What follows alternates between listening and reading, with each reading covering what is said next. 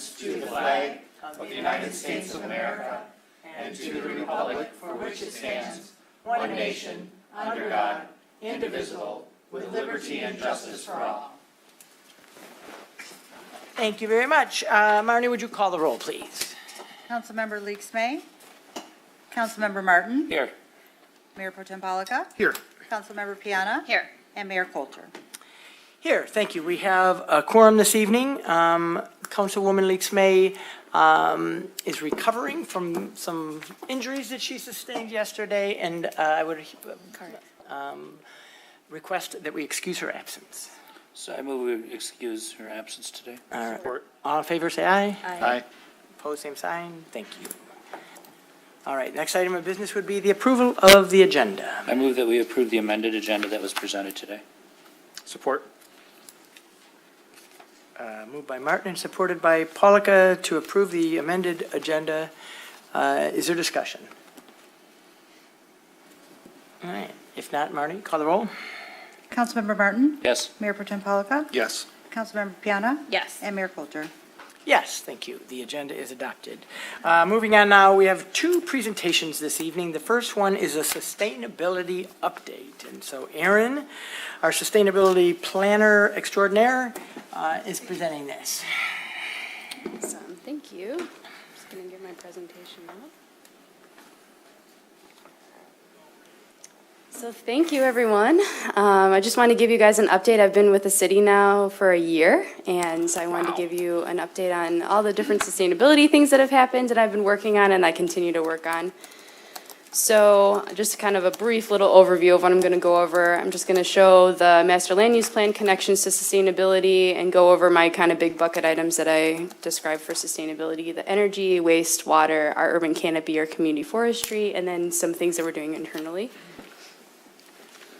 So I don't expect anybody to read this or see this. It's just to show that, for those of you who don't know, we went through this large master land use plan practice to update our master plan, and we have a lot of different sustainability elements, as sustainability is one of the foundations for that master plan, and these are just some of the items that I highlighted that relate to sustainability. As I mentioned, we have various things that have kind of fall into these different buckets. So the first thing I'm going to talk about is just some of our energy optimization that we've done for the first year. We worked with EcoWorks, and this kind of predates a little bit of my time here with the city, but we had a new update for our energy management plan. And our presentation actually later on after me is with EcoWorks to talk about the proposal that's on one of the agenda items tonight for the streetlight optimization, as well as a potential for a revolving energy loan fund for energy. So what we're working on with them in the proposal is to update our streetlights to continue to do LED conversions and to figure out what we own and what the condition of them is, have some recommendations on how we can move forward with making better lighting options. One of the other things that we're proposing in the future is to look at our billing for all of our energy. So look at our facilities, see if there's any misbillings and so on and so forth. And then any capture of that could be a seed for a potential revolving energy fund in the future to then use for future energy efficiency projects. I'm sorry, I'm like just coming down for the cold, so I apologize. Uh-oh. And the last thing that we're working on is a solar police carport. We had requested from our police department that they wanted to have a cover for their squad cars, and one of the things I looked at was why don't we, do something sustainable with this, and we're working with a consulting firm to give us a few quotes for how we can integrate a solar carport. The next is waste optimization, and one of the things I'm really thankful that has passed is the feasibility study for an anaerobic digester, so thank you with that. And that's going to be really interesting. We're looking at all of our organic waste in the community to see if that's a potential to use an anaerobic digester, and what that is basically an industrial compost facility that instead of using like an open air like you would have in your backyard, it's in an enclosed space, and one of the byproducts from that is natural gas or methane, and so that can be used on site to offset your natural gas from consumers and so forth. And then another thing that can be harnessed from there are, phosphorus and nitrogen. So they're just interesting sustainability opportunities for organic waste management. And the two other things that we have as far as waste goes is One of the things we're looking at is a product called Big Belly. It is a smart waste receptacle that looks at and measures the amount of waste that is part of our downtown area is what we're proposing, and these are interconnected, kind of can give us an opportunity to optimize our waste collection and improve our recycling and waste management in our downtown and parking. And the other thing is our special events waste management. I've been working with our special events director, Michael, and we've been working with a company called Shoepan to look at optimizing our waste management for our special events, since our special events are one of the largest waste generators that we have in the community. So I think I have a snapshot of one of the reports that was provided. So they've worked with us on Pig and Whiskey and then the Woodward Dream Cruise. And this is just a snapshot of the amount that was diverted from the landfill, which is pretty cool.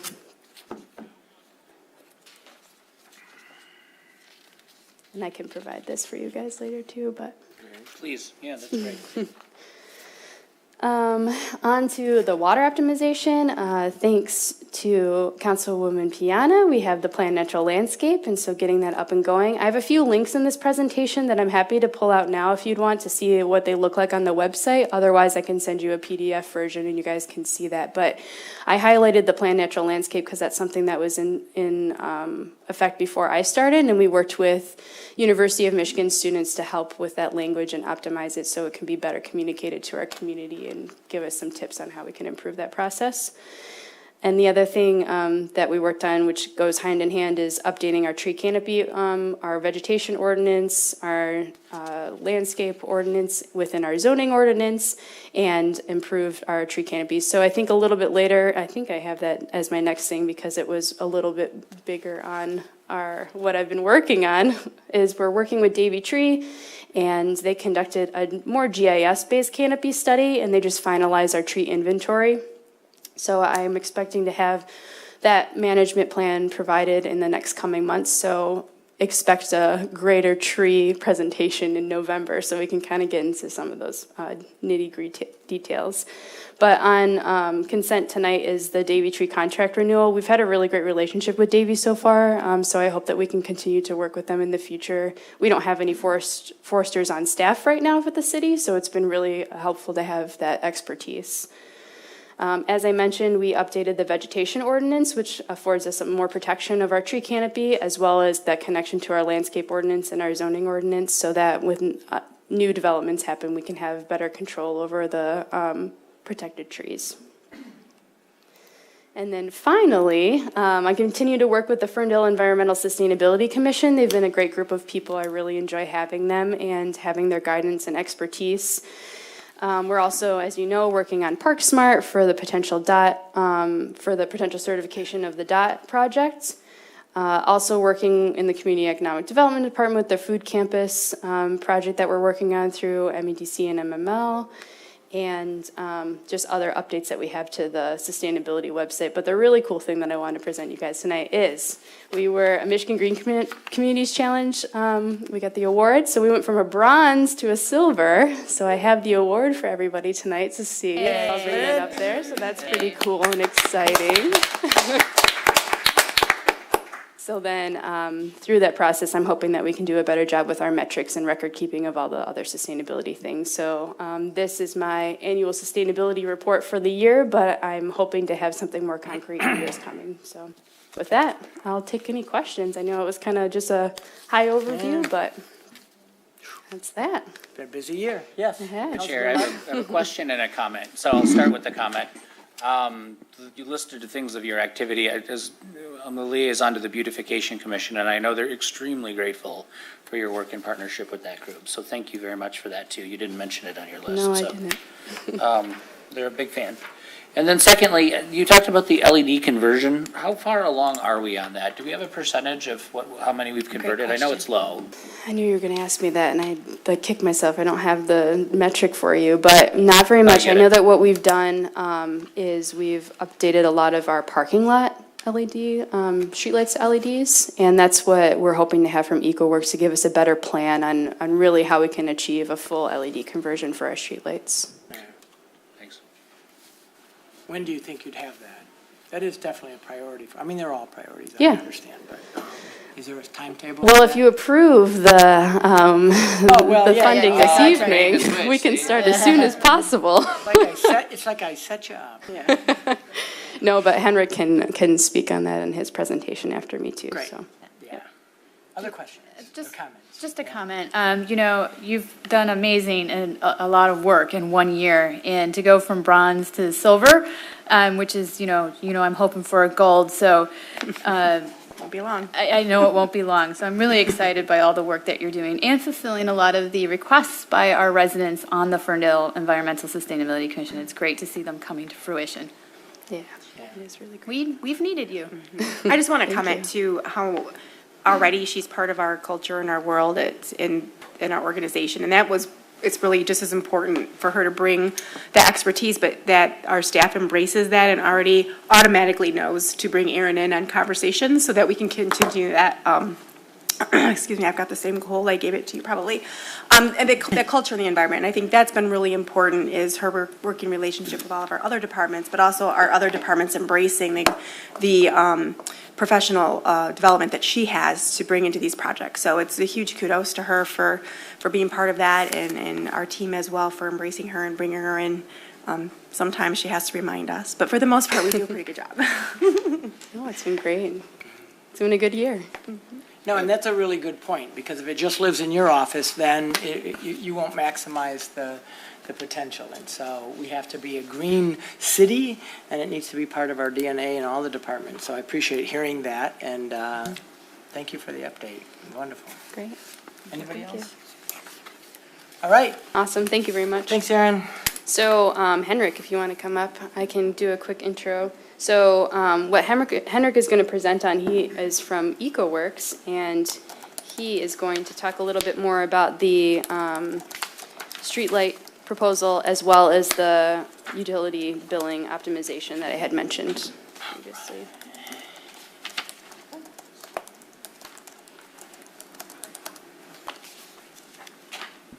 All right, everyone hear me okay? That's good? Yes. All right, well, thank you so much for having me, first of all. Yeah. My name is Henrik Mader. I'm an energy analyst with EcoWorks.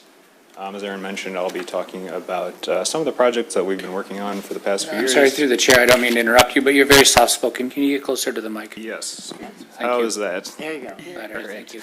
Well, as I was saying, I'll be talking about our contract proposals as well as some of the work that we have been doing with the City of Ferndale. For those of us who are not familiar with EcoWorks, we are a Detroit-based nonprofit that works at the intersection of community development and energy sustainability. And we were founded in 1981, and since that time, we have worked with over 50,000 individuals through our residential education program, partnered with 37 governments and 300 business partners throughout Michigan. We support 200 green jobs and have generated over $30 million in energy savings for our partners to date. So beginning in 2015, we partnered with the City of Ferndale on the Community Energy Management Program funded by the Michigan Energy Office. This has kind of taken several iterations throughout the years, but we've provided benchmarking for city facilities, setting baseline years for energy consumption, natural gas, helping to get a better grip on sort of energy expenses and carbon emissions, that type of thing. We've provided technical assistance with energy programs, professional development for city staff involved with energy management planning. And the second major program that we have been involved with is the Municipal Energy Planning Program funded by the C.S. Mott Foundation. As Aaron mentioned, the main deliverable that came out of that was the Ferndale Energy Plan, which was recently finalized. And throughout the last phase of the program going into spring of 2019, we'll be providing some assistance with project implementation as well.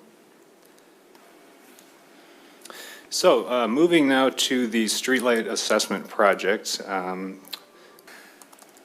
Essentially, throughout our work with the City of Ferndale, a number of energy priorities have come up. And as, you know, I guess some of your questions have illuminated, there's a need for more information about Illuminated, streetlights. no pun intended. Yeah, not intentional. But yeah, essentially more information about the street lighting portfolio is needed. So under this proposal, EcoWorks will examine the city of Ferndale's streetlight portfolio, looking at the ownership structure, accuracy of rates and billing, and the validity of your existing data set. To answer Mr. Martin's question, I've looked preliminarily at this, and I would put it maybe 15–20% is my initial estimate. It's higher than I expected, thank you. Yeah, sure. And through looking at this data, we will provide recommendations for energy efficient lighting upgrades. So, you know, essentially looking at what will it take to convert to 100% LED streetlights, as well as the estimated cost and energy savings of these upgrades. And to answer Mayor Coulter's question, in the contract, we have specified that about 6 weeks would be the project length upon signing. So in a similar note, we have also been working to develop a proposal to perform utility bill optimization services for municipal facilities. Basically looking at bills and seeing, you know, where there may be errors and refunds possible to obtain. And we're developing this proposal in conjunction with a revolving energy fund project to sort of assist structuring that fund and what that would look like. So EcoWorks offers utility bill optimization services with a share and savings model that entails no upfront costs. And any refunds that are identified, we have two options to kind of work through and develop how we can split those.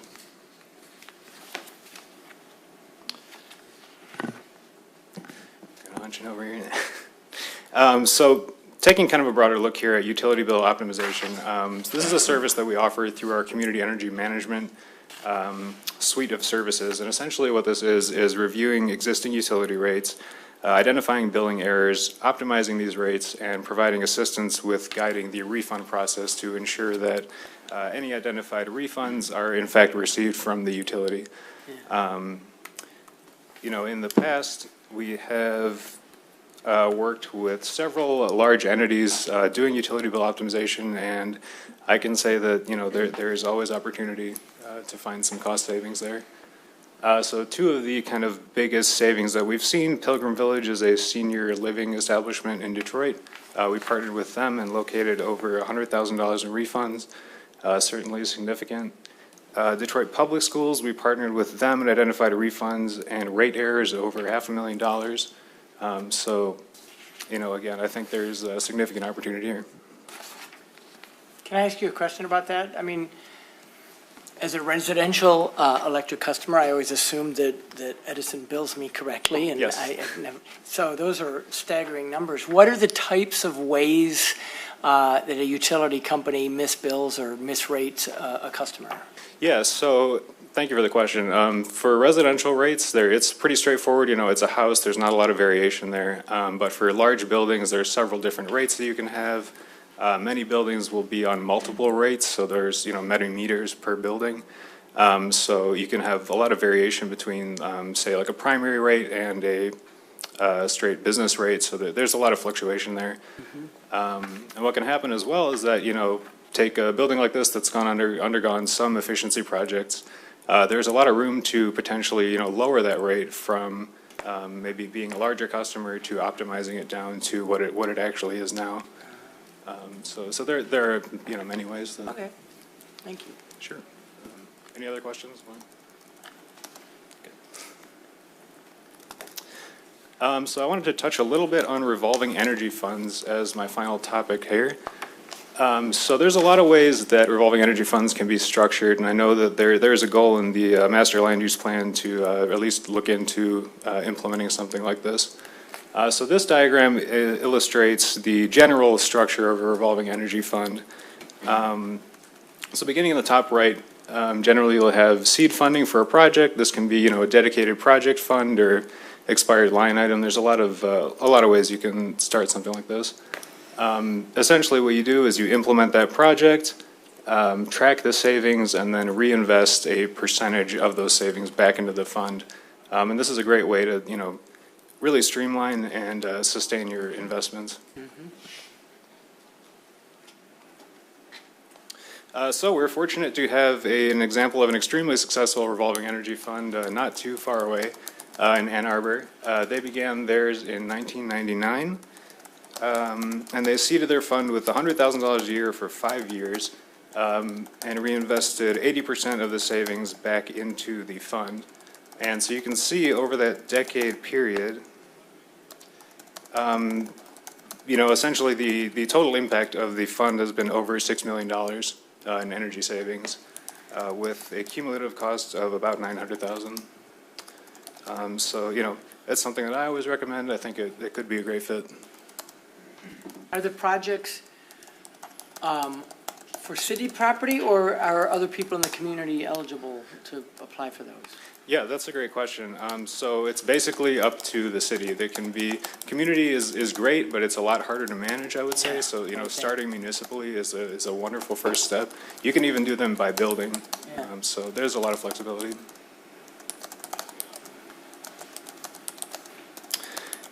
So some other successful examples of revolving energy funds come from Phoenix and Toronto.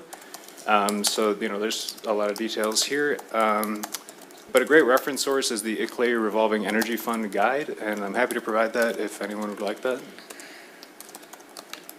Mel would like to read that. I do have a question. Are there any cities smaller than Ann Arbor in Michigan that have looked at an energy revolving loan fund? Yeah, absolutely. So I actually partnered with the city of Pleasant Ridge to develop theirs, which was put into action last year in their general budget. And that's, it's kind of a unique structure as well, so I think, again, a lot of flexibility for cities large and small. Okay, thank you. Sure. I will add as well that we've worked with the city of River Rouge to develop a revolving energy fund specifically for their library. So it's just like, it's one building, but we've already had a lot of impacts with that. Right. With that, feel free to contact me with any questions, and I guess I'll open for more questions.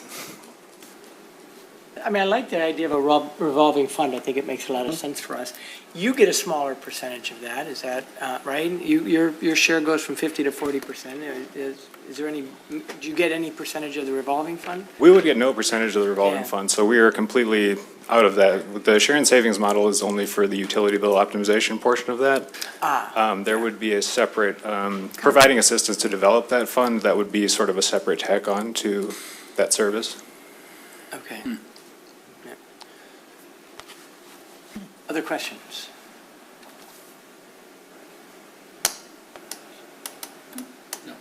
Thank you. Henrik, thank you very much. Appreciate it. Appreciate it. All right.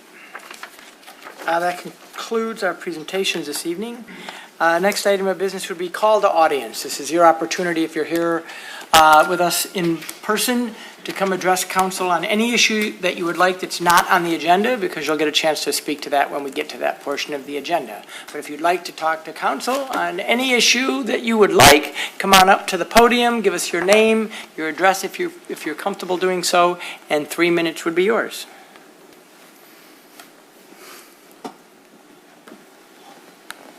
Good evening. Good evening. I'm Tony Simler, 224 Allen Street.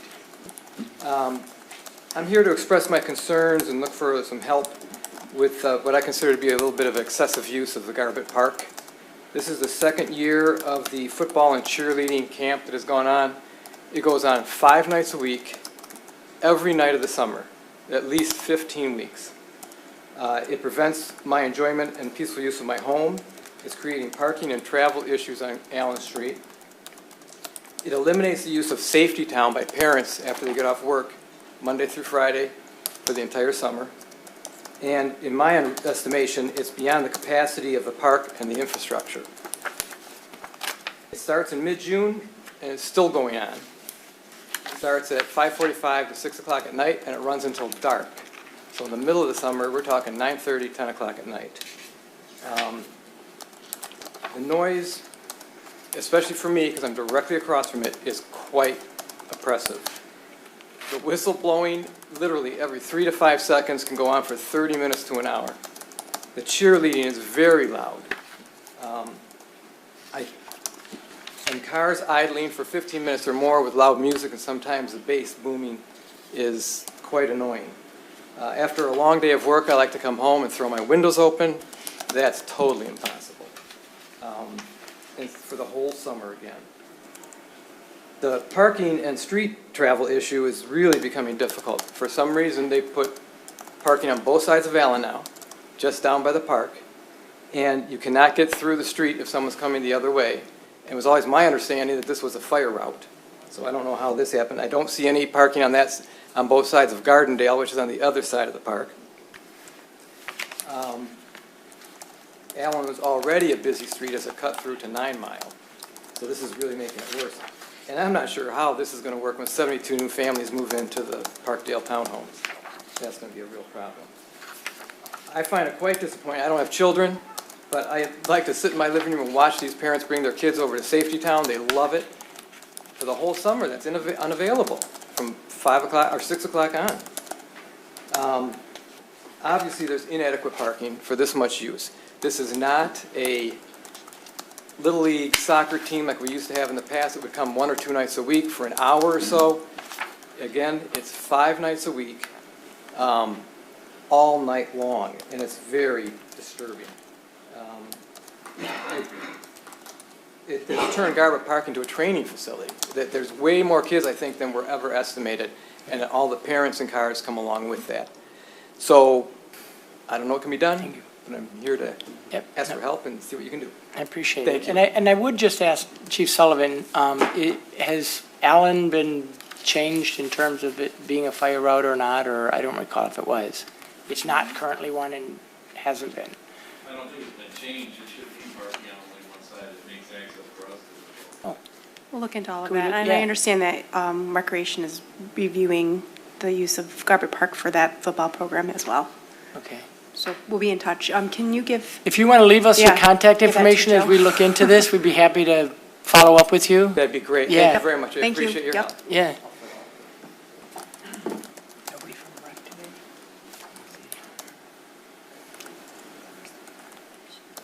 Me too. Good Dennis evening, sir. Augustine, 1550 Spencer. Yep. Parks and Recreation Commission member too. Okay. And I didn't realize it was that bad, but I have driven by Garbutt Park there. And when the Parks and Recreation Commission put that together, and working with the city and all the grants that went into it, that was not the intention to have cheerleading going on there and take away from the kids. And then, so whoever's doing it or in charge of it, move it over to Ferndale High School. They got a great big field there, and none of the little kids will ride their bikes over there. You know, their trikes and that. But that was not the purpose from the Parks and Recreation Commission when that was put together, for those kids to go over there and practice that cheerleading. And I was down on 8 Mile in Allen and could hear them. And I mean, I know that's just right on the corner. But to see that many people on that court where them kids couldn't enjoy it is totally ridiculous. That's not the purpose what the Parks and Recreation put that together for. It was for the people with little kids to come out there, have a little fun, enjoy their time, and maybe learn something. You know, that's what the purpose was. So whoever's doing that, I'd appreciate it if they leave too. And I don't even live in that neighborhood. Thank you. Thanks for bringing that up. All right. Yes. Come on up to the mic.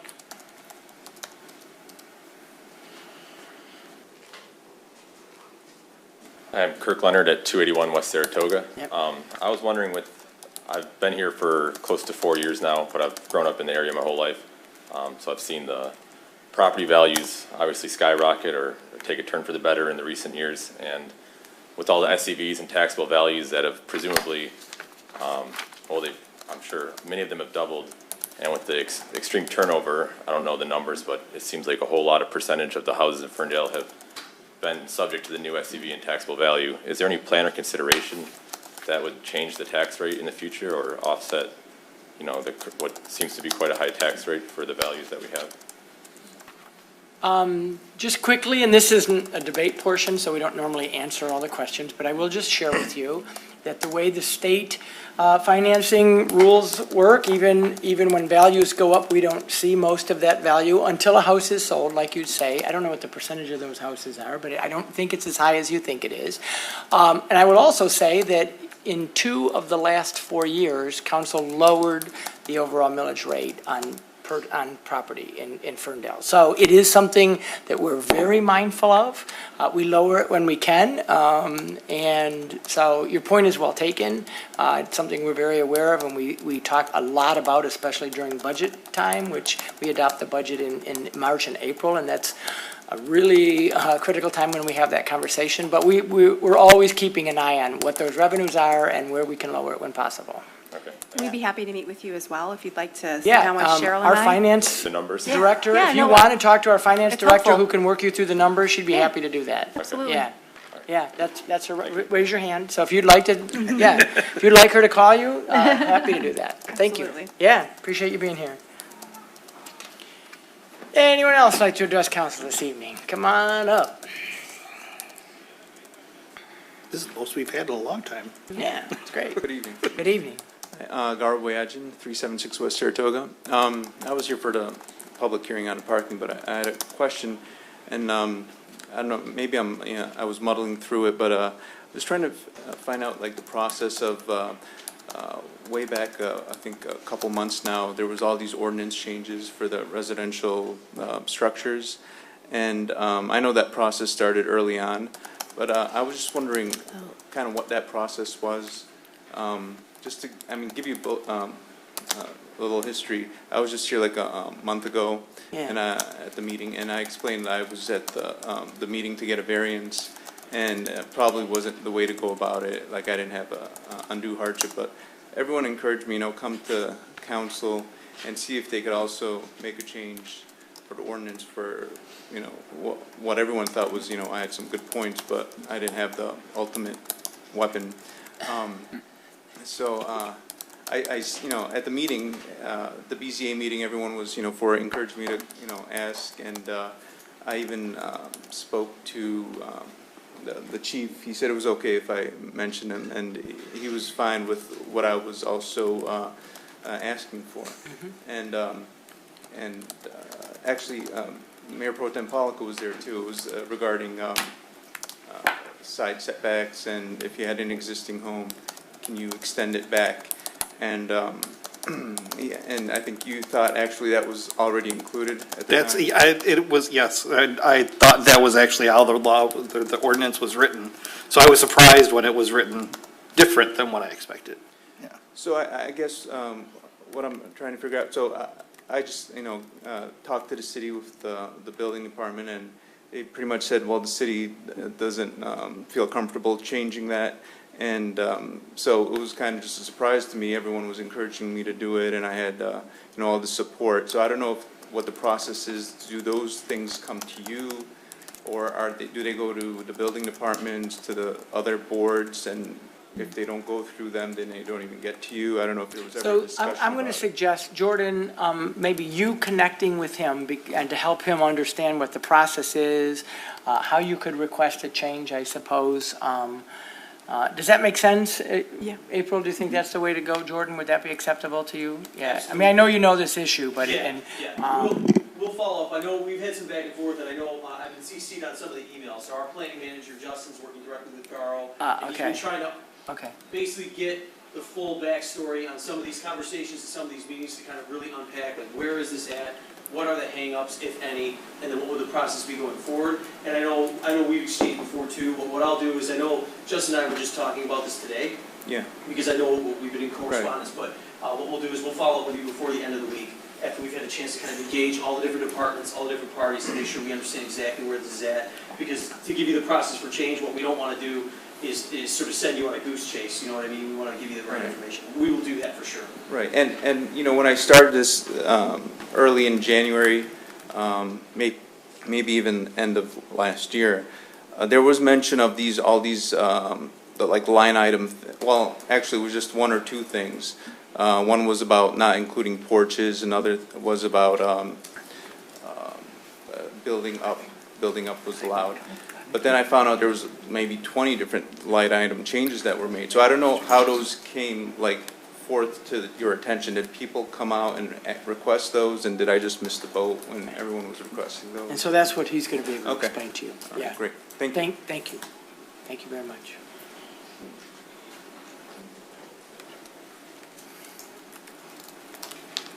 Dennis? Yeah, I have one more quick comment on Garbett Park there.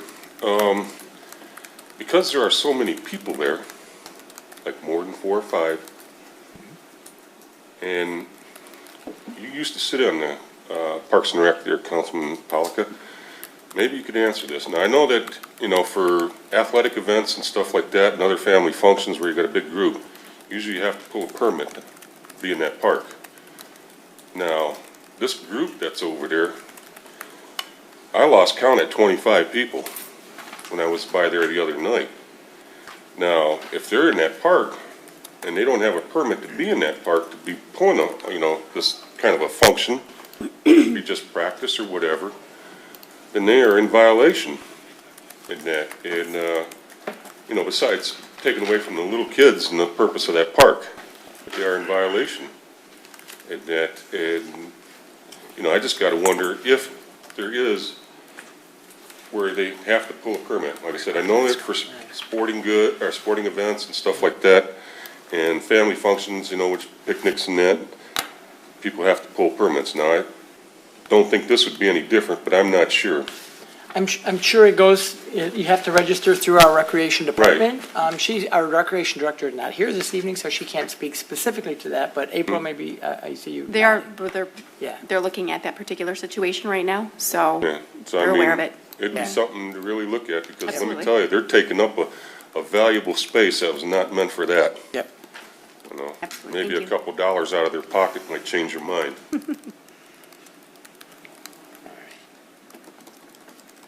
Anyone else like to address council this evening on something not on the agenda? All right. Very good. Then we'll conclude call to audience. Next item of business is a public hearing, and a public hearing is on the West Saratoga residential permit only parking. And Joe, are you going to introduce that item? Yes. Thank you.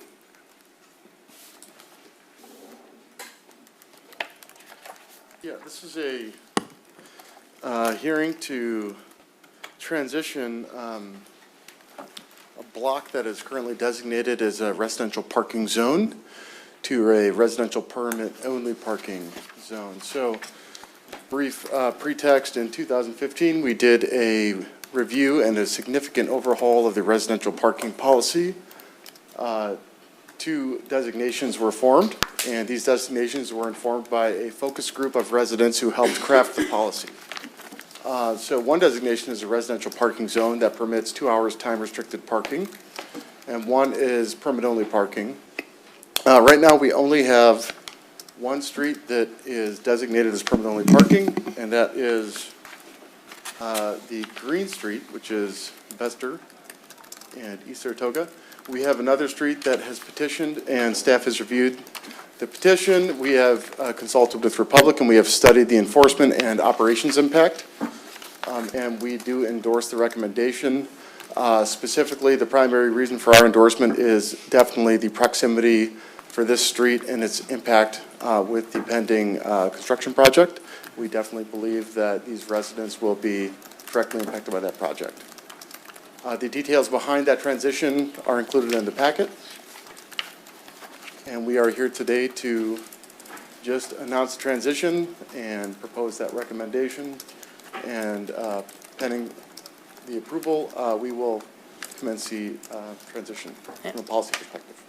All right, so this is a public hearing, so I'm going to open the public hearing and ask if there's anyone here from the public that would like to address council on the potential of a West Saratoga residential permit-only parking plan.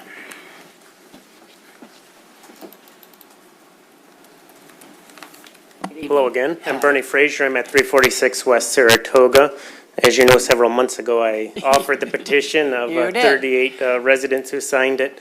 And I just encourage you, after this weekend, it's very apparent that it's needed. You know, as you may be aware, for years, the city would always close the road and put resident parking only during the special events. But this year, they did not do that. So this year, it's been just a madhouse during these special events. I go to my boyfriend's on the weekend. I don't even stay in Ferndale because it's just, you can't park there. So I'd really encourage that take place. Thank you.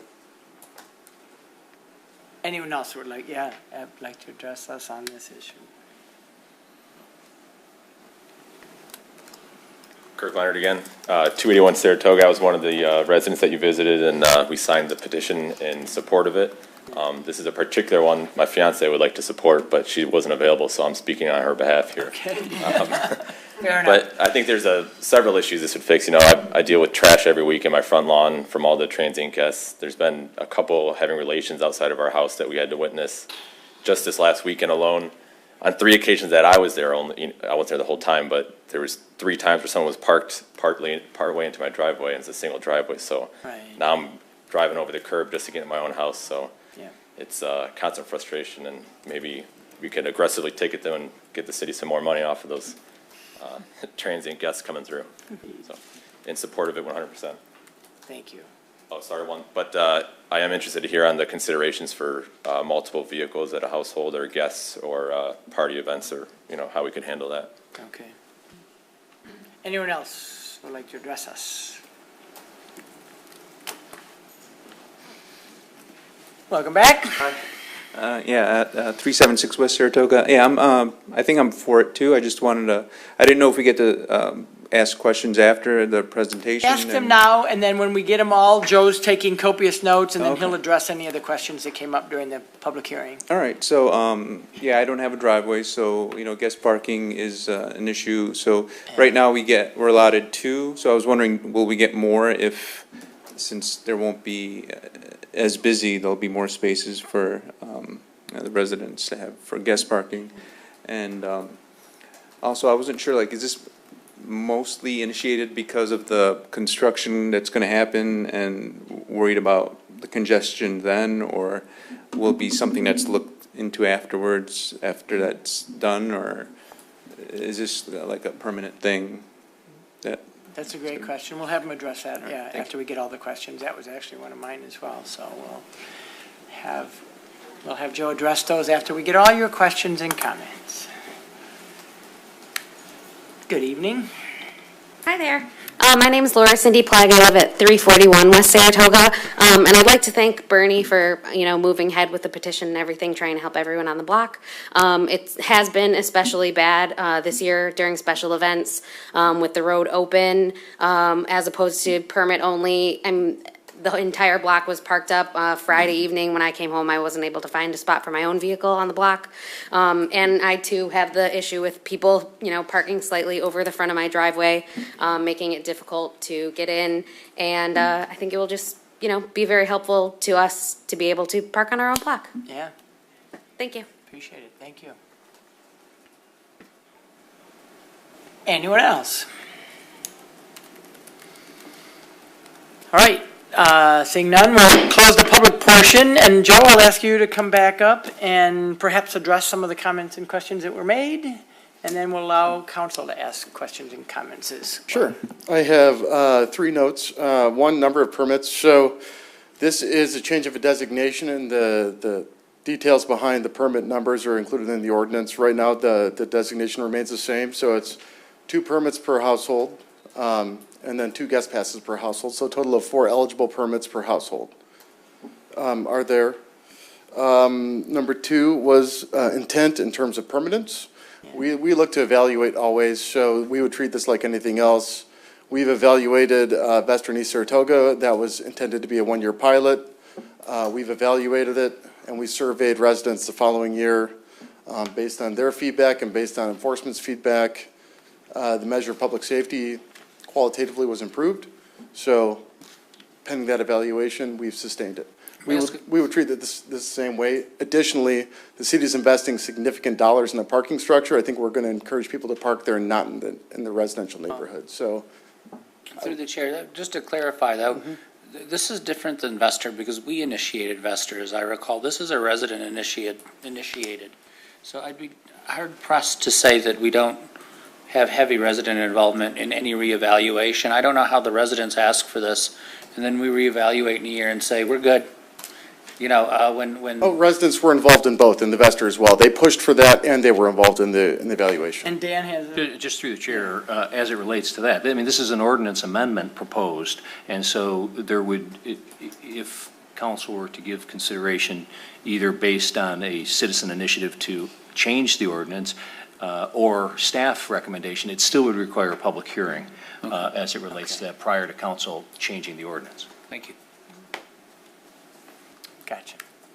And I just lost my page. Number 3, I've heard a couple comments about special event signage. So we are doing a broad policy review that will include all departments and special event applicants. And we definitely recognize opportunities for improvement. And we see that signage and barricades at streets indicating permit parking is a deterrent. But I would recognize that these visitors don't understand that they're not informed of RPZ permits. They'll usually park there anyway. What we do promote is active parking enforcement. Yeah. And we will definitely try to help educate them for the next time they come back to visit that this is permitted parking. But I can't promise that that is going to be a silver bullet solution just because we sign it and barricade it. But it certainly could act as a deterrent. All right. So now, questions and comments of council. Couple. Yes.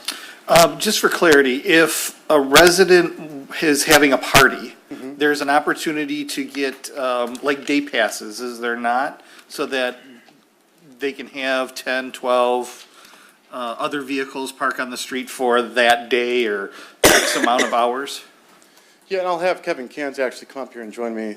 So these really aren't typical, but what we do have is a discretionary policy. So we have these households reach out to Kevin, our director, with Republic Parking, and Kevin notes the household, notes the event, the date, and then he communicates with his team, and we're usually pretty flexible with households. Kevin, can you talk a little bit about that policy? It's not used very frequently. One of the limitations is if someone's asking for, say, 20 permits on 20 permits on Thursday, Friday, even if Friday isn't a problem. Saturday, yes, advance notice, we can probably do that. Let your guests know that you still will likely be parking blocks a good walk away. But on a dream cruise, or I think I did have a request for this past weekend. No, it's really no supply available. Yeah. So it's a first come, first serve, but aside from event dates, I have not had to turn anyone down. Yeah. And I would add, using discretion to work with households individually is a tradition that we've carried forth from the police department's past practices of managing parking. Okay, and yeah. Another question. Just for clarity, this now changes the enforcement time to 4 p.m. to midnight. So that's the only period of time that no one other than the residents or guests can park on the street. So on a Saturday at 2 o'clock, someone could park their vehicle there. Of course, if it's still there at 4 o'clock, then it gets ticketed. So it will still create some problem on event weekends in the morning and afternoon. Sure, for event weekends, but by and large, stepping back, 4 p.m. to midnight was actually a time slot that was identified by residents who recognized they were asking us on one hand to actively enforce this, but they also wanted the ability to bring in, let's say, daycare providers or daytime contractors, service callers to their household, and they wanted the ability to allow them access to their house if they didn't have a driveway. And so it was a way for them to still have daytime services and have us actively enforce in their view, the worst hours, the most difficult hours. Okay. Thank you. Yep. I mean, the reality on both those points is this isn't a perfect solution, and it does impose a certain burden on the residents. The hope is that this burden is less burdensome than the current burden, if that is the right way to say it, and we can always reevaluate it, right? That to Dan's point. And so hopefully when the dot is built, that takes a lot of the pressure off of this, and maybe that'll be a big reevaluation. But at any rate, I'm sure it won't be perfect, but it strikes me, and I think the residents that I hear from, as worth trying. Yeah. Other comments or questions? Through the chair, I just wanted to say, how important it is for residents to step up and be a leader on their block. And so I just wanted to say thank you for working with your neighbors and with the city, because this is a collaboration. And I just wanted to recognize that this is a resident-led initiative in order to put it in place. And so, thank you.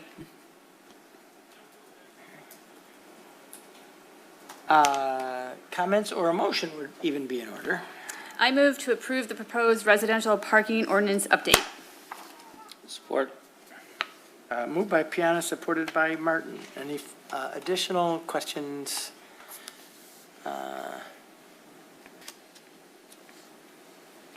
If not, Marnie, would you call the roll? Mayor Pro Tem Polka? Yes. Councilmember Piana? Yes. Councilmember Martin? Yes. And Mayor Coulter? Yes, thank you. That is adopted. Good luck, folks. Let us know how it's working. I'm sure you will. Thank you. All right, the next item of business is the consent agenda, and, I'm sorry? It's 3 pages. You gonna read all this? I know, this is a big consent agenda. I should divvy it up amongst us. Yeah, we have quite a few things on the consent agenda. These are items, though, the council considers routine, and we enact in one motion unless council pulls something from the consent agenda. Get ready, because I'm going to read it now. Item A is the approval of the regular and special meeting minutes of August 13, 2018, and the regular and special meeting minutes of September 10, 2018. Item B is the approval of the pre-construction CM Services Award for the DOT as submitted by Assistant City Manager. Item C is the approval of the letter of agreement authorizing the use of the Kulik Community Center as an evacuation shelter for Ferndale High School students and staff during the 2018-19 and 2019-20 school years, and authorize the mayor or designee to sign the agreement. Item D is the approval of an amendment to the municipal credit and community credit contract for fiscal year 2018 and to authorize the mayor or designate to sign the contract. Item E is the approval of municipal and community credit contract for fiscal year 2019 and to authorize the mayor or designee to sign the contract. Item F is the approval of a participation in the Group Transit Asset Management Plan for Smart Subrecipients for fiscal year 2019 through 2022 and authorize the mayor or designee to sign the TAM survey for information certification letter. That was about 70 pages in your packet. I assume you all read it thoroughly. Item G is the approval of the expenditure of $49,779.92 to Compass Minerals for early salt delivery, and that the expense be charged to the general fund inventory materials account. Item H is the approval of the expenditure of $17,000 to Wensco for sign material and the expense to be charged to $1,000 auto parking signage account, $1,500 to the general fund city parks operating supplies account, and $5,500 to the major streets traffic services sign repair and maintenance account, and finally $9,000 to local streets traffic services signs repairs maintenance account. Any other accounts you want to take from that? No. All right. Item I is the approval of the one-year agreements to use the city's southwest storage yard as a transfer site for leaves by the cities of Oak Park, Pleasant Ridge, Huntington Woods, and Lathrop Village, and that be approved, and that the mayor and city clerk be authorized to sign those said agreements. Item J is the approval to add Schedule A to the civil service rules and amend item number 4 to read, Sergeant eligibility. Any non-probationary police officer of the Ferndale Police Department is eligible to test for sergeant, as approved by the Civil Service Board on September 20th, 2018. Item K is the approval to change Civil Service Rule 13, Section 1, as approved by the Civil Service Board on September 20th, 2018. Item L is the approval to spend $4,860 for improvement to interview room at the police department, taken from the account noted. Item M is the approval of $5,500 for the streetlight assessment from a transfer between accounts noted, the street lighting, from the street lighting to the account noted, as submitted by our sustainability planner. Item N is the approval of the Fair Street landscaping bid for $68,516 to be funded from expenses from the CN Wall account. Item O is the approval and authorization for the mayor to accept and execute the MSU ADREC feasibility study contract to investigate organic waste management and potential for anaerobic digestion in the city of Ferndale. That makes a planner happy. The rest of us go, okay. Well, no. Item P is the approval and authorization for the mayor to accept and execute the Davy Tree Standard Services Provider Agreement for Davy Resource Group Forestry Services and accept a proposal in the amount of $16,500 from the DPW General Fund as noted. Item Q, approval and authorization for the mayor to execute the First Amendment to Purchase and Sale Agreement regarding the library property as submitted by the city attorney and the library director. And finally, item R, approval of the bills and payroll as submitted by the city manager's office and as always, subject to review by the council finance committee. What is council's pleasure on the consent agenda this evening? I think I missed a couple of those. Could you read it again? No, watch the tape. I'd like to move that we accept. I'd like to move that we accept the consent agenda as presented. Support. All right, moved by Martin and supported by Pollock. Any discussion on any of the items on the consent agenda this evening? All right, hearing none. Martin, would you call the roll, please? Councilmember Spiana? Yes. Councilmember Martin? Yes. Mayor Pro Tem Polika? Yes. And, Mayor Coulter? Yes, thank you. The consent agenda is adopted. Moving on now to the regular agenda, and we have 4 items on the regular agenda this evening. Item A is the consideration of the appointment of Jenna Stanek to the Ferndale Arts and Culture Commission for a term ending December 31st, 2019. I can talk about that. Dan, you want to? Yeah. Sure. The Arts and Culture Commission has had a couple resignations, including 2 longtime members. So I just want to give a shout out to Jeannie Davis and Joanne Wilcock, who have both been instrumental in the old Arts Commission and when we reinstituted it a couple of years ago. They'll certainly be missed, but we've got some great talent that we've appointed recently. Is Jenna here? Nope. I didn't want to. Okay. So Jenna Stanek is applying to for one of the positions. She's got great experience and with regards to Gleaner's Food Bank. She currently works at Beaumont doing the mindfulness work as a program assistant center. She's just a nice skill set that I think fills some gaps there. And both the chair of the committee and myself would enthusiastically ask that we appoint her. So with that, I will move to confirm the appointment of Jenna Stanek to the Ferndale Arts and Culture Commission for a term ending December 31st, 2019. Support. All right, it's been moved and supported. I would note that this is an appointment of the mayor with the approval of council, and I certainly endorse and support your recommendation. Any other discussion? All right, Marnie, would you call the roll, please? Councilmember Martin? Yes. Mayor Pro Tem Polika? Yes. Councilmember Spiana? Yes. And Mayor Coulter? Yes, thank you. That appointment is adopted. Item B is a consideration of a purchase order for $190,000 to Spencer Oil, Wayne Oakland Oil for fuel services. Who's introducing that item? Is that Dan? Yeah. Thank you, sir. Wait, hang on until you get up here so if you talk too early, the folks at home can't hear you. This is for our yearly purchase of fuel throughout the year. It is noted that the school board does fill up with us. So last fiscal year is about $45,000 that the school board was charged back for their fuel consumption for them. So it's not all of our cost is on that $190,000. Mainly looked at our delivery fees and stuff like that. Your fuel price is going to change from day to day depending on what the market's doing.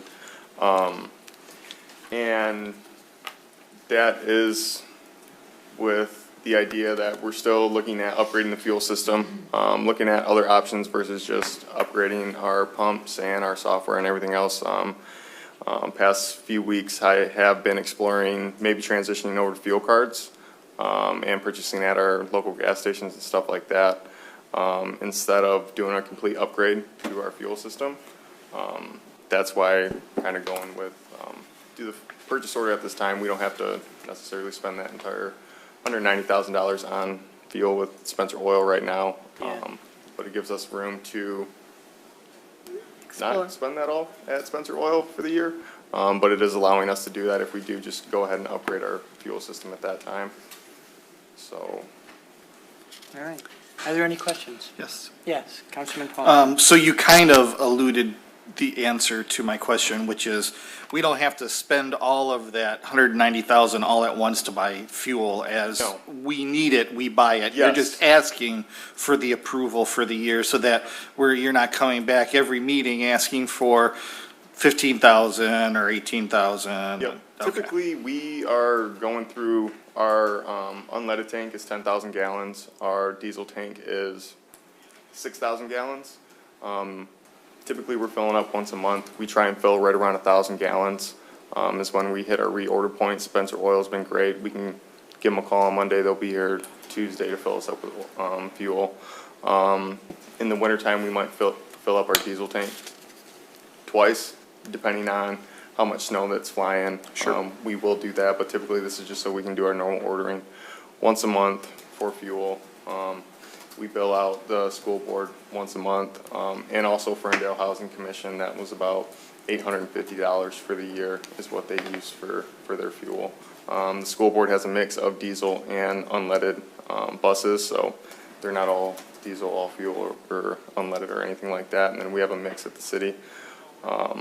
But then, you know, with looking at upgrading our fuel system, some of the things we are taking into consideration with looking at fuel cards is our ability to explore alternative fuel options if we do go that route. So there is more flexibility if we were to switch over to fuel cards versus upgrading our entire system. So that's something that we are looking at. I'm hoping to kind of come back in front of you guys within the month or two with a recommendation on what to do with either upgrading our fuel system, switching over to fuel cards. We'll be talking with both chiefs actually tomorrow on what their take is on switching over to fuel cards, if that would be able to work with them or so on and so forth. So. Other questions? I move to approve the purchase order of $190,000 to Spencer Oil, Wayne, Oakland Oil for fuel services. This expense will be charged to General Fund Motor Pool Motor Fuel Lubricants to the appropriate account number. Support. Moved by Piana and supported by Martin. Any further discussion? Look forward to the recommendation. All right. Martin, would you call the roll, please? Mayor Pro Tem Polka? Yes. Councilmember Piana? Yes. Councilmember Martin? Yes. And Mayor Coulter? Yes, thank you. That item is adopted. Moving on now to item C. That's the consideration to update the current CED fleet. Jordan's going to introduce that.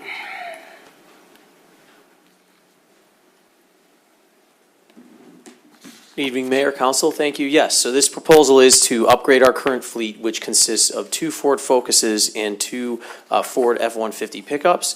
Essentially, what we're looking to do is obviously not going sort of for glitz and glam vehicles. This is more about sort of, you know, safety in operations and efficiency in operations. So we're proposing to switch from those 2 types of vehicles to a fleet of 4 Chevy Equinox vehicles, which will be all-wheel drive, so it's easier in the winter when there's icy conditions. But also, they actually have features that are standard now in cars that weren't when we purchased these others, such as power locks and windows and other basics like that, but also particularly for the trucks. They're comparable fuel efficiency for between the Equinox and the Focus on city driving, which is mostly what they're doing, so 26 miles per gallon, but they're close to double the pickup trucks, which are 15 miles per gallon in the city. So we're trying to make it a little more sustainable. So that's essentially straightforward to ask before you. It's a few $100s more per month than what we're currently paying for the fleet. But in terms of efficiency, as those vehicles get older, less maintenance, more standard parts, we think that the overall savings are there. And I'm here to take any questions.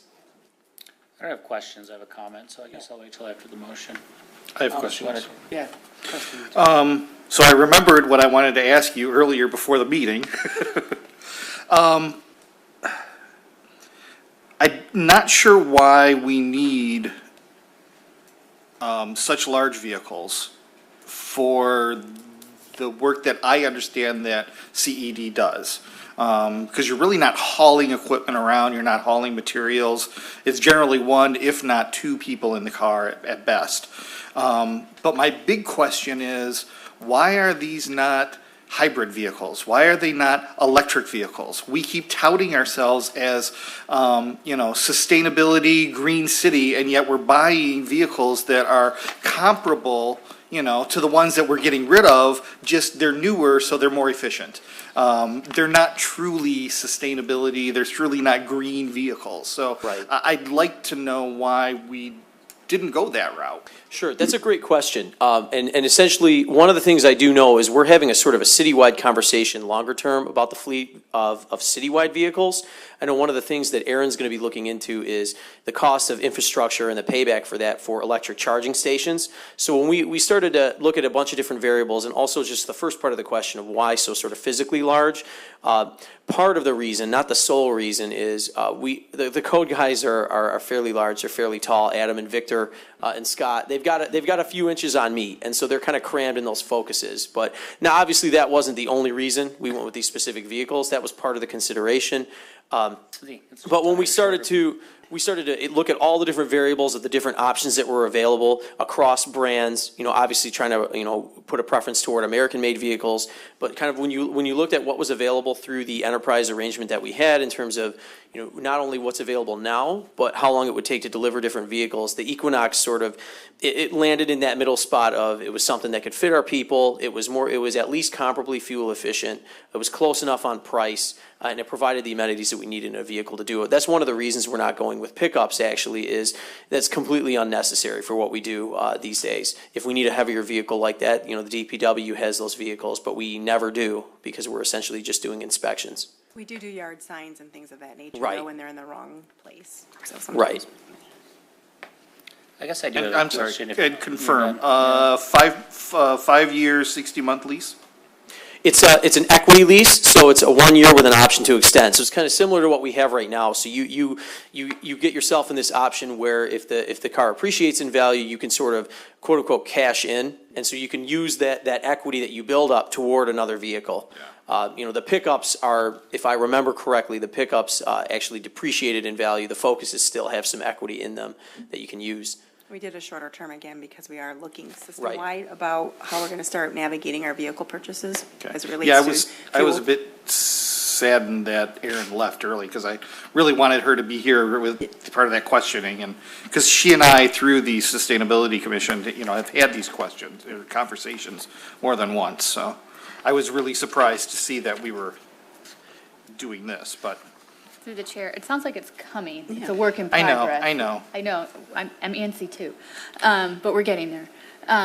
We have the right people in place now to have those conversations both at DPW and here in the organization. Well, and the fact that it's a year and we have an option after a year. Correct. Doesn't give me as much heartburn. Right. The preference would be to fast track that kind of action.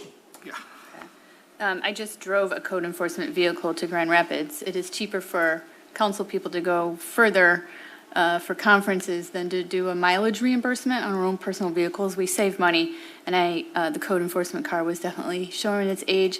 And I learned that there's a ton of equipment in the trunk for code enforcement. So, and it's a small trunk. Dan, did you say you had a No, question? I'll wait to make my comment after the motion. Is there a motion? I move to update the, I'm in the wrong one. Someone take it. Sorry. Oh, no, I wasn't the right one. That is the one. Poorly written, sorry. Sorry. I move to update the current CED fleet to be taken from account 101371940 go vehicle leases. Support? Sorry, I'm brutal today, Jordan. Oh, no worries. Don't worry. All right, now, comments or questions? So, okay, I had this conversation with the city manager today, and it's the issue that the mayor pro tem brought up plus, because I've brought this up several times, is I really think we have significant opportunities in our overall fleet management, not just environmentally, but what do? We turn over a lot of cars. We own a lot of vehicles. Whether it's squad cars that we run out of rotation or otherwise. I just think overall, I'm going to be very interested in the next year as we pursue this study, because I think there's a significant opportunity there. to look at the number we drive, how we drive them, where they go. There are cars that I didn't even know we owned. I found out today we do. And so it's not. Did you see the mayor's vehicle? I've seen what the mayor drives. You don't want to start that That's with rumor. what the mayor drives. But I think Mayor does not get a car. The mayor mayor does not get a car. Don't take anything from that. Yeah. Be very clear. But I'm really looking forward to the diligence to dig into that and how we manage that, because again, we have a lot of vehicles, and I think necessarily so, but how we manage the lifespans and trade them around, and what do we do with them when they're done from the primary purpose, et cetera, I think we can do better. And so I'm looking forward to that this year. So I supported this year, with the hopes of this next project to clean this up, so. But I guess I just have a comment on that, because you have brought this up consistently, and I continue to hear your frustration. So without just sort of throwing it out there that we hope in the future we see something, is there something specific or a timetable that you're looking for? Because I'm just being respectful of the fact that I know that this has been an ongoing issue for you, and if there's not, I'm not trying to put you on the spot, but is there? As long as I feel like we're productively moving forward, I think a year is a reasonable time frame to do this, and that's the extent of the lease that it covers. But I want to work with April and staff to make sure it keeps moving. If I think we're making good progress, and it's not like a study, and at the end of the day, you can have a big bang of things. I don't want to dictate how you do it, but we can find incremental improvements along the way. Yeah. So there could be some early low-hanging fruit that's there that we can implement. So. Okay. I just want to get going. Yeah, and I support your interest in that, and I just want to make sure we meet your need. Okay, other questions or comments? All right, if not, we have a motion by Piana, support by Martin. Marnie, would you call the roll, please? Councilmember Piana? Yes. Councilmember Martin? Yes. Mayor Pro Tem Polika? Yes. And Mayor Coulter? Yes, thank you. That item is adopted. Thank you, Jordan. All right, while you're there, it's called the council, so anything else for the good of the? Nope. What? We have an MWell corrective deed. Oh, I'm sorry. Item D. I have one more riveting item for all of you to have got consider. another riveting item. Yeah. Consideration of the corrective deed for the sale of 906 Mwell, parcel numbered as listed, and to authorize the mayor and clerk to execute the deed. You always get the flashy ones. That's right. This one's super exciting. But essentially what we have here, so 906 Mwell was a city-owned piece of property that we sold last year to the same developers who coincidentally wound up being the owners of the 1600 West 8 Mile Pinecrest Development Project. So the original idea of the deed when it was conceived was they were going to build a single-family home, and it was going to be a model for what they were going to build there. Now, obviously, through over a year and a half of community engagement, a lot of the design has changed on that process. It's not approved yet, so it's still sort of uncertain. And what we wanted to do is update this deed to essentially have them build a home on this property irrespective of what happens to that development. So it's sort of, okay, they've had this time frame, now it's going to be a corrective deed where they're just going to have a year to put a single-family structure on the site. So get it to productive use. So it's they're being current on the taxes, et cetera, but it's meant for a single family home. So this will essentially, because the deed as conceived, again, that project was on a totally different time path, a totally different trajectory. You had turnover on the planning commission, et cetera. Yeah. So this was going to expire in September 26th of this year. So they're not on track to finish a single family home in 2 days. So we had been working with them on this to give them one more year to get it done. Questions? No, but I'll move that City Council approve the corrective deed for the sale of 906 Mwell parcel 2425334290022, and to authorize the mayor and clerk to execute the deed. Support. Moved by Martin and supported by Piana. Any comments, questions, concerns on this item? All right. Marnie, would you call the roll, please? Councilmember Martin? Yes. Mayor Pro Tem Polika? Yes. Councilmember Piana? Yes. And Mayor Coulter? Yes, thank you. That item is adopted. Now, while you're there, anything else for the good of the community from Community and Economic Development? Nothing this evening, Your Honor. All right, cool. Chief Palazzolo, last Tuesday, you were officially sworn in as our 17th Chief of Police. Congratulations again, sir. Delighted to have you on board. Thank you much. Two things. Reminder that the Citizens Police Academy starts in October. We have 5 open slots. It's every Wednesday from 5 till roughly 9:30. If you want to learn the inner workings of the police department, I encourage you to sign up and come join us for that.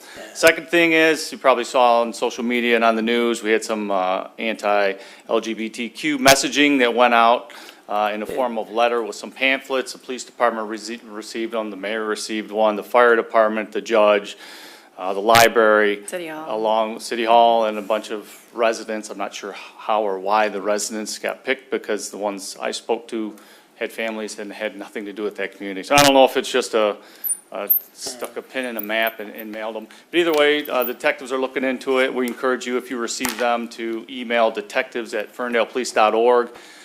Send us your name, address, telephone number, things like that, and a picture of the envelope and the letter. And we're documenting all those names. And we've also reached out to our friends at the Postal Service to see if we can do some tracking on the back end from where those were mailed. We believe it was Texas. Not sure how fruitful that will be, but we're going to give it a go, and we'll give you some updates if anything comes loose. So, Appreciate you taking that seriously. Through the Chief. chair, Yes. Chief, does that, when we start engaging the Postal Service, does that start anything jurisdictionally as far as the postal inspectors? I mean, does that become their problem or more? It does. We're just looking to see if they can if they dropped it off at a mailbox at a corner, we won't get anything. But if it was actually dropped off at a post office and we can track that, we can review, they possibly will review some video for us and see if we can find a face, and then reach out to some national databases that might be interested in tracking this type of hate mail. But we still own the investigation, even though the postal inspectors are engaged. We do, correct. Okay, thank you. Thank you, Chief. Speaking of chiefs, Chief Sullivan, anything for the good of the community from the fire department this evening?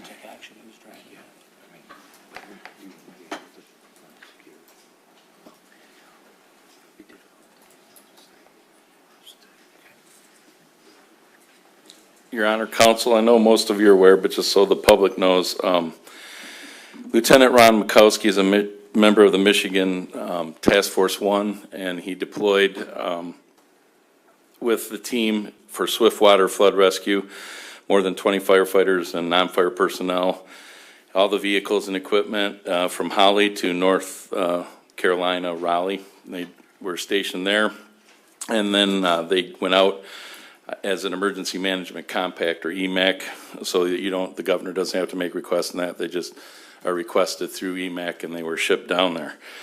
The team participated in 13 missions, resulted in either the rescue or evacuation of 43 flood survivors and 34 animals. The team left for North Carolina on September 13th and returned on September 20th. There were 20 members of the rescue team were from 11 fire departments in 8 different counties throughout Michigan. They were assigned to a known flood area that was heavily flooded during the hurricane. At one point, it was 8 feet above the flood level, which the flood level could be anywhere from 12 to 20 feet above your normal river level. So they were starting right away. Their mission number 4 was to trap motorists inside a vehicle with rising water, which ultimately resulted in 14 residents and 20 pet. One resident had 11 dogs, and he would not leave until they saved all 11 dogs. So the rescue crew saved all 11 dogs. The next mission resulted in 12 residents and 5 dogs being rescued from rapidly rising water. Originally, the people were not forced to evacuate by local authorities, but even they thought the water wasn't going to come up that fast. The problem wasn't just with the depth of the water. The speed of the water became quite fast, and even at one point, one of the rescue boats was pinned by a fence under the water, and people started to reach and started to tip the boat, and they were all told, please don't do that. The fire departments that were sent out had members from Addison Township, Bloomfield Township, Dexter area, East Point, Ferndale, Green Oaks, Independence Township, Rochester, Southfield, Sterling Heights, and Walker. They did a fine job, and we're very proud of the work they did down there. Excellent. Good stuff, Chief. Thank you. Emmanuel, anything from the Recreation Department this evening?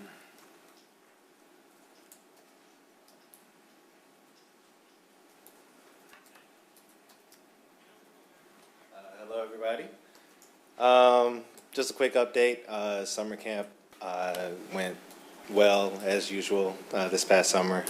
Wasn't here to address it before because I was out of town, but we brought in about $56,000 for the department through that program.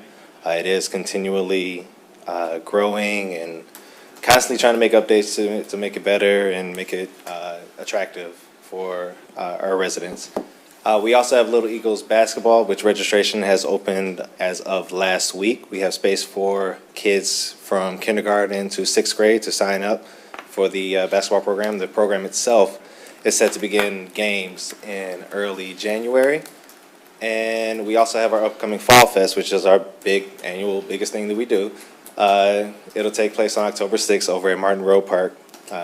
It'll be $5 per person this year, and you can expect attractions like hay rides, pumpkin painting, pumpkin patches, carnival games. Residents and the community at large is encouraged to come out and enjoy themselves, bring their costumes and all that stuff, and have a good time. And we have a lot of sponsors and everybody. We'll thank them later, but we have a lot of people that put a lot of effort into this. So, yeah. It's a great event. Thank you. Look forward to it. Good. Dan, anything from DPW this evening?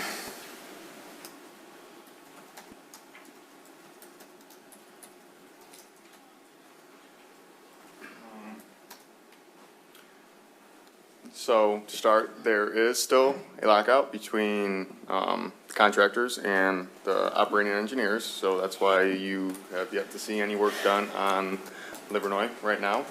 But Pearson was resurfaced today, which is going in the right direction. Since there was a lot of open structures and stuff on the road from it being milled up, kind of fell under safety concerns. So we were able to get that one resurfaced and looking a lot better than what it was yesterday. So that's nice. But there's still really no movement on that or really knowing where that's going to go.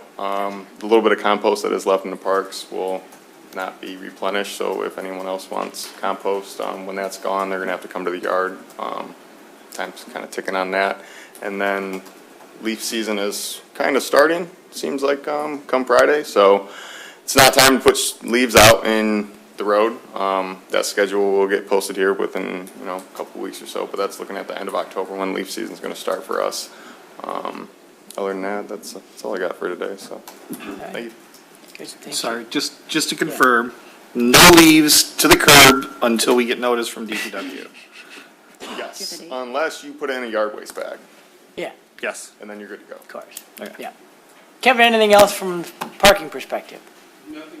All right, nothing. All right, let's see. We did Chief. Dan, anything from HR this evening? How about finance? Oh, hello. She's been sitting on that all night. Yes, ma'am. Hello. So we had an issue with our Section 2 water bills at the beginning of September. Typically, they go out, they would have gone out right after the holiday, Labor Day. And the company that we use to mail the bills sat on them for at least a week. And so we started getting questions about people getting their water bills late and being due within the next 10 days. And we did some research and found out that they sat on them. And so we have, we've extended the due date at least till the end of September. We're probably not going to issue any late penalties for these bills because people got them. I know some people got them Saturday and they're due tomorrow. So some of the things that we're going to do to prevent these things from happening in the future, we're actually looking at extending our due dates because the way it works right now, it's like within 10, 15 days they're due after you get them. It doesn't leave a lot of leeway, so if there is any kind of a snafu where the bills don't go out, you only have a week and you have to get them back in. So we're looking at extending the due date to the end of the month for bills going forward.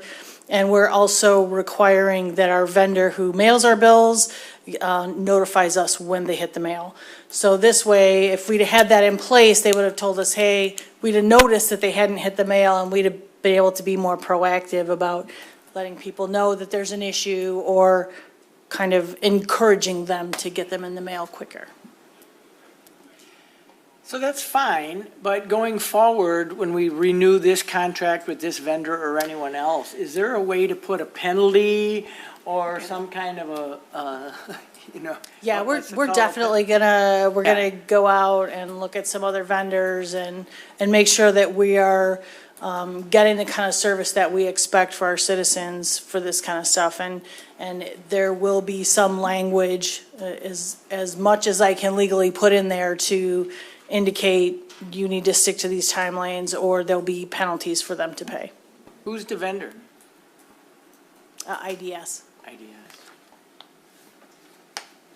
Yeah, I hope you've communicated, and if you haven't, you can communicate on our behalf to how disappointed we are and how this will be unacceptable, and that there should be penalties for doing things like Well, yeah, because it's taking a lot of, it's frustrating for the citizens. It's taking a lot of staff time to get the information out there for us to get, I mean, the call volume has more than doubled because people got their bill and it's due in a week. And now the people who got their bill electronically, who get their water bill emailed to them, they got theirs on time. It's just the physical mailing of the bill that was delayed.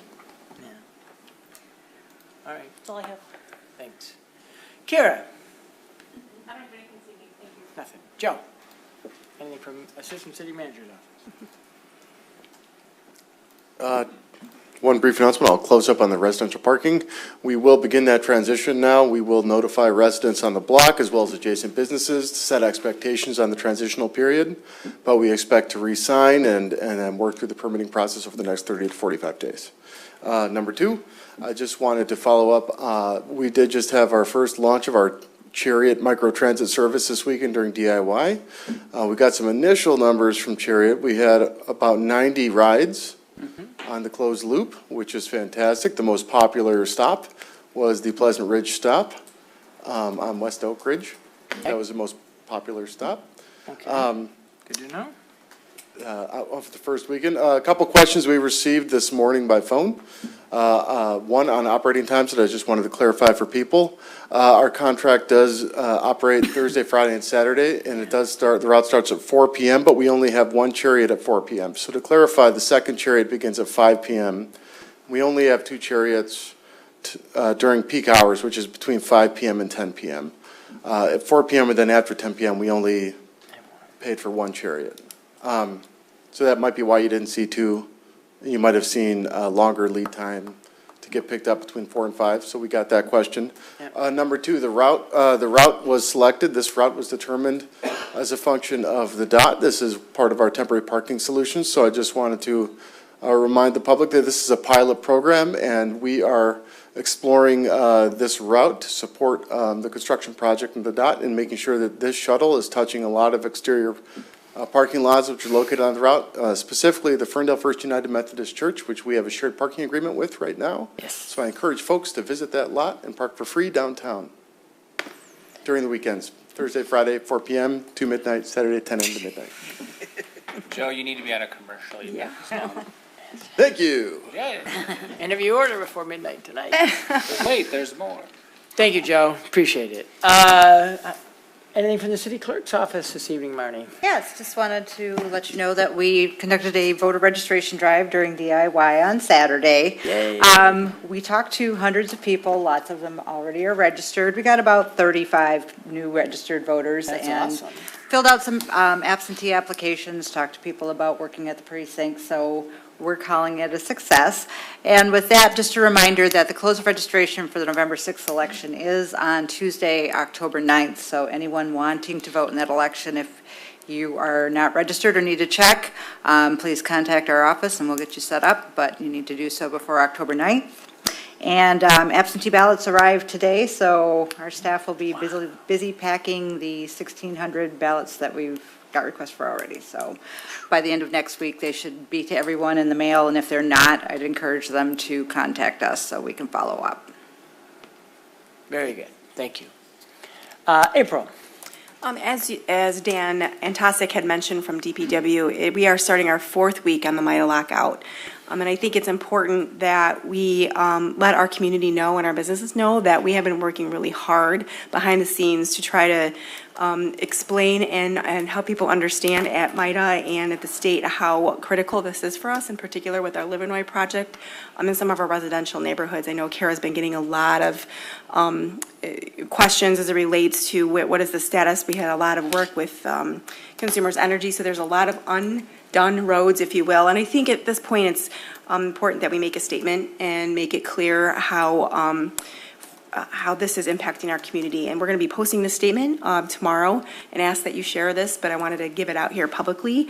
That again, it has been 3 weeks since the Michigan Infrastructure and Transportation Association has declared a lockout of heavy equipment road workers and contractors following multiple failed attempts to bargain a new contract with Operating Engineers 324. In that time, work has been partially or completely stopped on more than 150 Michigan road projects. Multiple in Ferndale in particular, including our Livernois project. And as you know, we have parking mitigation happening there, some new businesses that are really, really impacted by this street. I, along with the city engineers, the Department of Public Works and CED, have been working really hard to not only engage MIDA and the contractors that are assigned to this road project, but the state as well, to help us navigate and understand this impact and make sure that this gets ended quickly and swiftly. Again, though, to date, no movement has been made. And I have been communicating, and so our engineers, the extreme impact that has been having on our community, in particular our business area. Unfortunately, we now start our 4th week of the stalled work and labor dispute, and it continues to remain unresolved. The city's small business and residents are the ones being affected, and we must do what we can within reason to create safe, functional resolutions to our ongoing projects. The city's goal continues to be a successful resolution of this dispute. We ask that MIDA and the members of Local 324 work together to end the lockout and ask the state of Michigan to assist in any way that it can to expedite this process. So we'll be working again with the state. I put a call into Robert Wittenberg just late this afternoon, so I'm sure we'll talk tomorrow about the importance of making sure that we find some resolution as soon as possible to stop this impact on our residents and our businesses. So I thank you for your support as well in allowing me to make that statement. Thank you. That's all I have. Dan? Nothing tonight, Mayor. All right. Councilman Martin? Nothing tonight. All right. Mayor Pro Tem Polka? I have 2 things. They're really responses to some of the call to audience items. And one was the Garbett Park use by the cheerleading group. And first of all, they're all minors. So, you know, I don't think you can really force any kind of permit on them. But they're not a group that is managed by staff, you know, from the school. So it probably happened that one of the students says, hey, why don't we meet here? You know, there's this great place that we can meet. And they probably just started meeting there and not thinking that, you know, they're taking over someone else's space. So I just want to make sure that there probably isn't any malice, you know, going on, that they're, you know, they intended to break any kind of law. The second item that I wanted to talk about was the resident that talked about the variance that he requested on his home. And the misunderstanding that I had was when we went through those changes on the variances, that any addition was on the home, either second story or in the rear, would match the existing floor plan or extension. So if there was only 3 feet of space from the property line, that the house could continue back that 3 spaces, and it's not. It's really 5 feet. So if someone were to build up, they could go with the current first-story structure, but if they then wanted to go back, they would have to go into 5 feet, both upper and lower. So it didn't make any sense. So I hope that we can review that and reconsider rear extensions, especially when you're looking at firewall retardant materials being required for those constructions. So those are the only 2 things that I really wanted to touch base on. Thank you. This evening. So. Sure. Councilwoman Piana. Yes, I just wanted to say congratulations again to Krista Johnson for another great DIY street fair. Got to go yesterday with my husband. And, you know, it's just, my favorite festival is just quintessential Ferndale. And beautiful weather as always. Just wanted to say shout out to the team here of supporting a great event. And then I just wanted to let everybody know there was a successful Michigan Municipal League conference up in Grand Rapids. April, our city manager and Councilwoman Raylon joined us, as well as a couple staff, Jordan Torty and our sustainability planner, Aaron. And great conversations about the future of Michigan, pushing forward on municipal finance reform, which Ferndale will have some hand in that going forward this year due to my role there. But I also wanted to let you know that I participated in a short-term rental session. It was fantastic and great information. I don't know if you guys saw the Oakland County or the Oakland Tribune article about Ferndale having some of the highest, and the overall we have the highest, but the overall takeaway from the expert that was presenting to a packed room, because this is a issue across the state of Michigan, particularly in our tourism towns, is that you need to get ahead of it before it gets you. And so I think we need to take a stronger look at this going forward over the next couple of months, what this means. And I know staff has already started doing it. And the expert laid out a really great process for cities to follow. So be taking a look at that. Excellent. So the only thing I would add is congratulations, Melanie, who, our own Melanie Piana is going to serve as the president of the Michigan Municipal League. I don't know if Ferndale's ever had a president of the Michigan Municipal League before. I don't want to go out on a limb and say we haven't, but I'm guessing we may not have. And so I think you're going to be a powerful voice in the state, in that organization, and I know you will also be a powerful advocate for Ferndale. So congratulations and have a great year as president, Madam President. Thank you. I just want to say how much it means to me to have the support of council in this role, because what the issues that MML is going to be leading directly impacts all of our decisions here. And so having you as advocates as well on these issues is really critical for us being successful going forward this year. So don't, you know, I'll probably call on you to help out. Happy to do so. Happy to do so. Excellent. And with We're a that, shy group, I don't, you know. and with that, our meeting is adjourned.